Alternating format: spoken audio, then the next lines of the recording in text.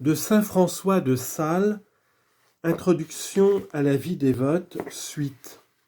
Première partie de l'introduction concernant les avis et exercices requis pour conduire l'âme dès son premier désir de la vie dévote jusqu'à une entière résolution de l'embrasser. Chapitre 1. Description de la vraie dévotion. Vous aspirez à la dévotion, très chère Philotée, parce qu'étant chrétienne, vous savez que c'est une vertu extrêmement agréable à la divine majesté, mais d'autant que les petites fautes que l'on commet au commencement de quelque affaire s'agrandissent infiniment au progrès et sont presque irréparables à la fin, il faut avant toute chose que vous sachiez que c'est la vertu de dévotion. Car d'autant qu'il n'y en a qu'une vraie, et qu'il y en a une grande quantité de fausses et vaines, si vous ne connaissiez quelle est la vraie, vous pourriez vous tromper et vous amuser à suivre quelque dévotion impertinente et superstitieuse. Arélius peignait toutes les faces des images qu'il faisait à l'air et ressemblance des femmes qu'il aimait, et chacun peint la dévotion selon sa passion et fantaisie. Celui qui est adonné au jeûne se tiendra pour bien dévot, pourvu qu'il jeûne, quoique son cœur soit plein de rancune, et n'osant point tremper sa langue dedans le vin, ni même dans l'eau par sobriété, ne se feindra point de la plonger dedans le sang du prochain par la médisance et calomnie. Un autre s'estimera dévot parce qu'il dit une grande multitude d'oraisons tous les jours, quoiqu'après cela, sa langue se fonde toute en paroles fâcheuses, arrogantes et injurieuses parmi ses domestiques et voisins.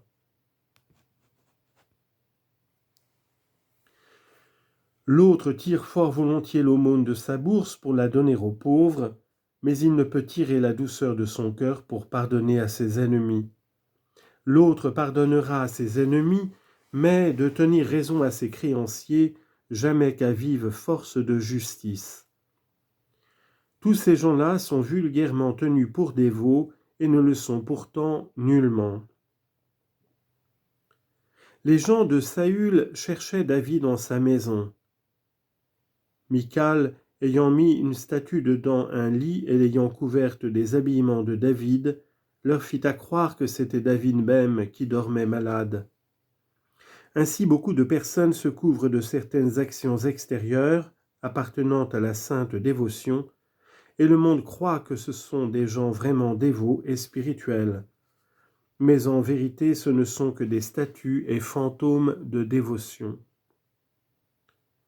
La vraie vivante dévotion ô Philotée présuppose l'amour de Dieu, mais elle n'est autre chose qu'un vrai amour de Dieu, mais non pas toutefois un amour tel quel.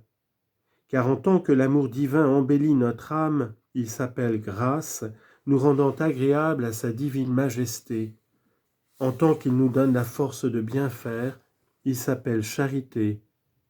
Mais quand il est parvenu jusqu'au degré de perfection, auquel il ne nous fait pas seulement bien faire, mais nous fait opérer soigneusement, fréquemment et promptement, alors il s'appelle dévotion. Les autruches ne volent jamais. Les poules volent, pesamment toutefois, bassement et rarement. Mais les aigles, les colombes et les hirondelles volent souvent, vitement et hautement. Ainsi les pêcheurs ne volent point en Dieu, mais font toutes leurs courses en la terre et pour la terre. Les gens de bien qui n'ont pas encore atteint à la dévotion volent en Dieu par leurs bonnes actions, mais rarement, lentement et pesamment. Les personnes dévotes volent en Dieu fréquemment, promptement et hautement. Bref, la dévotion n'est autre chose qu'une agilité et vivacité spirituelle par le moyen de laquelle la charité fait ses actions en nous ou nous par elle, promptement et affectionnément, et comme il appartient à la charité de nous faire généralement et universellement pratiquer tous les commandements de Dieu, il appartient aussi à la dévotion de nous les faire faire promptement et diligemment.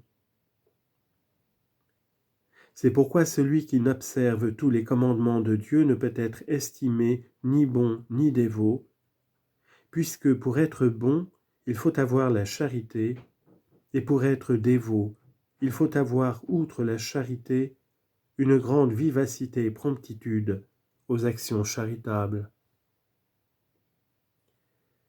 Et d'autant que la dévotion gît en certains degrés d'excellente charité, non seulement elle nous rend promptes et actifs et diligents à l'observation de tous les commandements de Dieu, mais outre cela, elle nous provoque à faire promptement et affectionnément le plus de bonnes œuvres que nous pouvons, encore qu'elles ne soient aucunement commandées, mais seulement conseillées ou inspirées.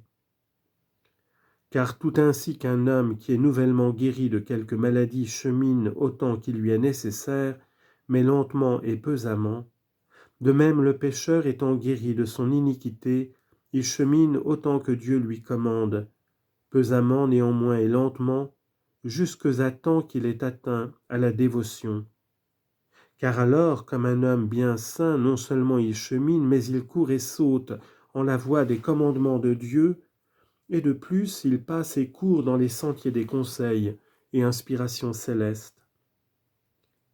Enfin, la charité et la dévotion ne sont non plus différentes l'une de l'autre que la flamme l'est du feu, d'autant que la charité étant un feu spirituel, quand elle est fort enflammée, elle s'appelle dévotion. Si que la dévotion n'ajoute rien au feu de la charité, sinon la flamme, qui rend la charité prompte, active et diligente, non seulement à l'observation des commandements de Dieu, mais à l'exercice des conseils et inspirations célestes. Chapitre 2. Propriété et excellence de la dévotion. Ceux qui décourageaient les Israélites d'aller en la terre de promesse leur disaient que c'était un pays qui dévorait les habitants, c'est-à-dire que l'air y était si malin qu'on y pouvait vivre longuement, et que réciproquement les habitants étaient des gens si prodigieux qu'ils mangeaient les autres hommes comme des locustes, c'est-à-dire comme des sauterelles. Ainsi le monde, ma chère Philotée, diffame tant qu'il peut la sainte dévotion, dépeignant les personnes dévotes avec un visage fâcheux, triste et chagrin, et publiant que la dévotion donne des humeurs mélancoliques et insupportables. Mais comme Josué et Caleb protestaient que non seulement la terre promise était bonne et belle, mais aussi que la possession en serait douce et agréable, de même le Saint-Esprit par la bouche de tous les saints, et notre Seigneur par la sienne même, nous assure que la vie dévote est une vie douce, heureuse et amiable.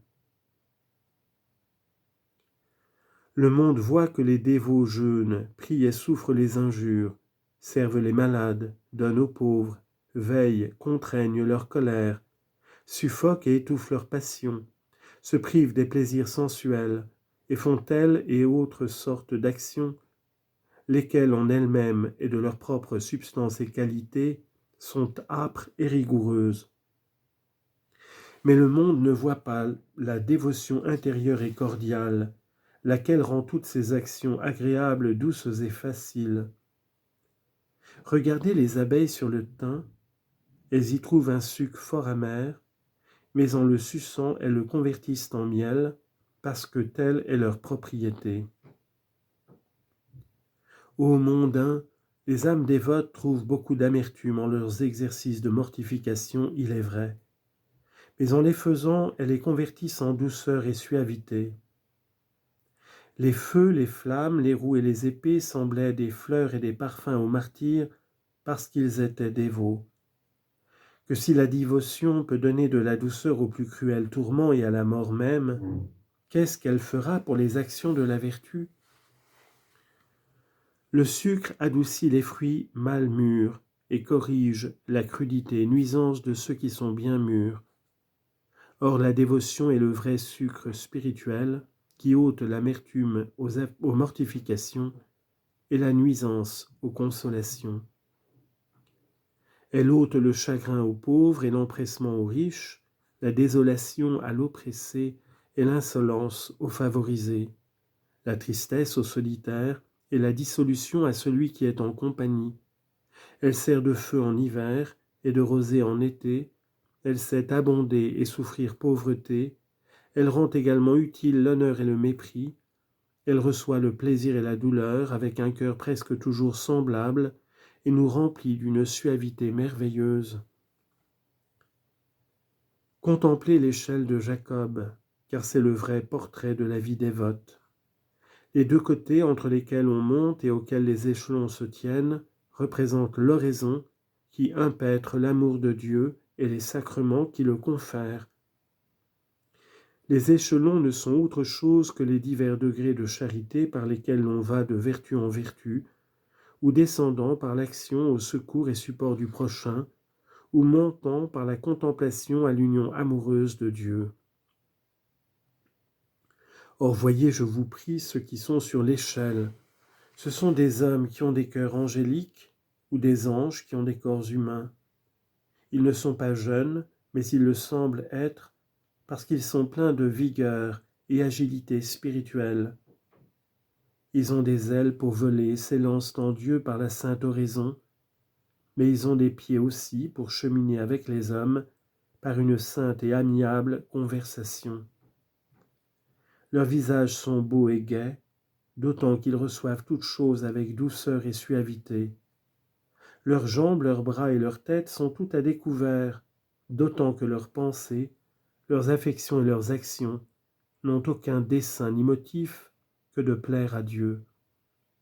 Le reste de leur corps est couvert, mais d'une belle et légère robe, parce qu'ils usent voirement de ce monde et des choses mondaines, mais d'une façon toute pure et sincère, n'en prenant que légèrement ce qui est requis pour leur condition.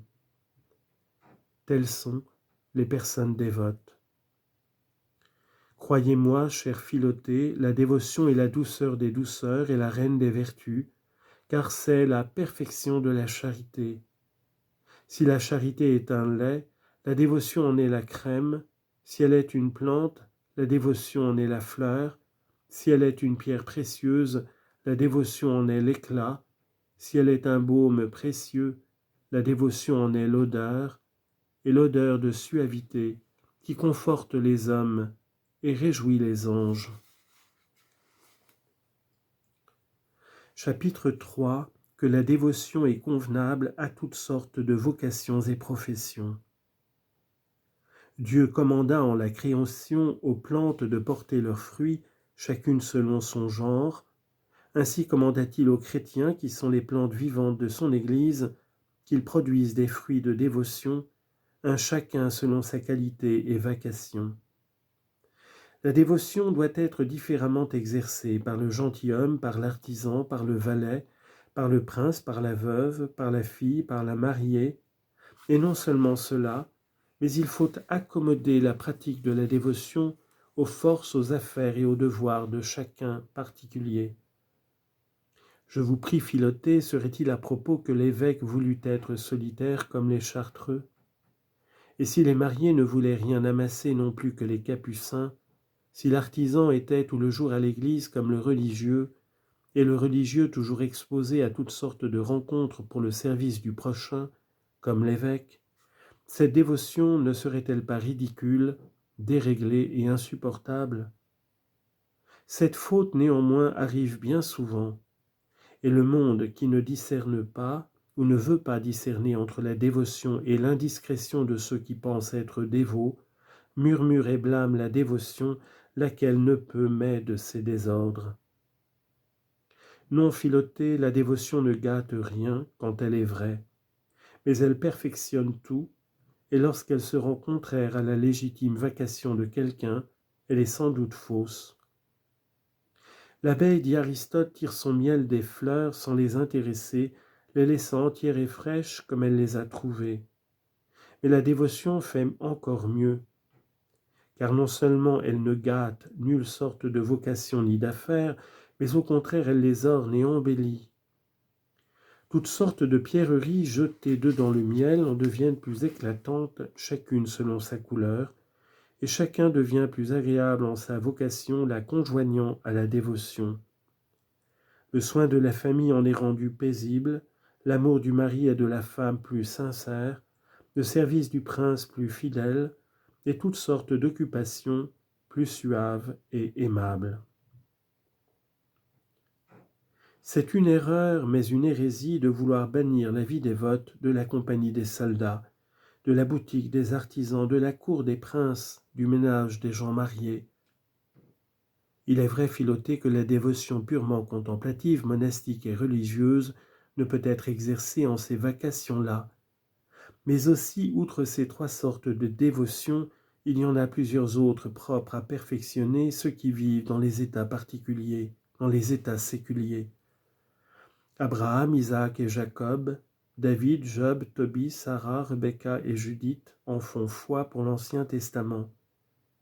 Et quant au Nouveau, Saint Joseph, Lydia et Saint Crépin furent parfaitement dévots en leur boutique, Sainte Anne, Sainte Marthe, Sainte Monique, Aquila, Priscilla en leur ménage, Cornélius, Saint Sébastien, Saint Maurice parmi les armes, Constantin, Hélène, Saint Louis, le bienheureux Amé, Saint Édouard en leur trône. Il est même arrivé que plusieurs ont perdu la perfection en la solitude, qui est néanmoins si désirable pour la perfection, et l'ont conservé parmi la multitude qui semble si peu favorable à la perfection. Lot, dit saint Grégoire, qui fut si chaste en la ville, se souilla en la solitude. Où que nous soyons, nous pouvons et devons aspirer à la vie parfaite.